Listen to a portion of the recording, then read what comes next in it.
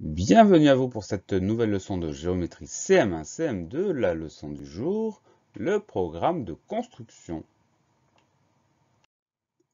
Dans cette leçon, on va voir 3 compétences. Je connais le vocabulaire géométrique, je sais tracer une figure à main levée, je suis capable de suivre un programme de construction.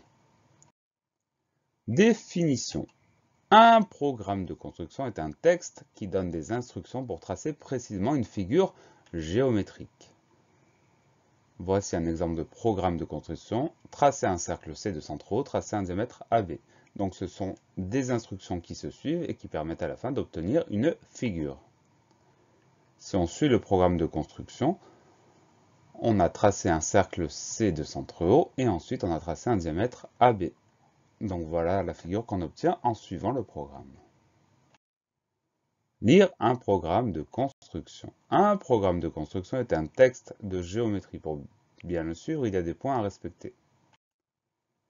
Il faut s'assurer de bien comprendre les mots car le programme de construction utilise un vocabulaire de géométrie très précis.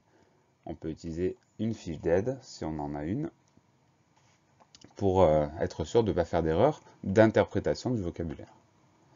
Ensuite, il faut suivre les instructions dans l'ordre où elles sont écrites. Et enfin, avant de tracer, il faut faire un dessin à main levée. On essaie de suivre le programme rapidement à main levée sur un cahier de brouillon ou une ardoise pour avoir une idée de ce qu'on va faire, de ce que ça va donner à la fin.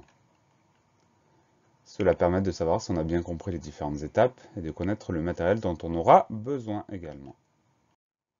Un exemple, problème de construction dans le cadre à gauche, tracer une droite D, placer un point A sur la droite D, tracer la droite E perpendiculaire D passant par A, placer un point B sur la droite E tel que AB égale 5 cm, tracer le cercle de centre A et d'orient AB.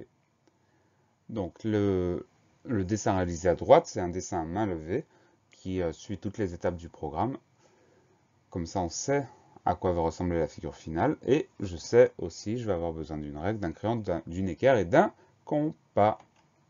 La leçon est finie. Pensez à réviser, pensez à vous entraîner et à bientôt sur la classe plus.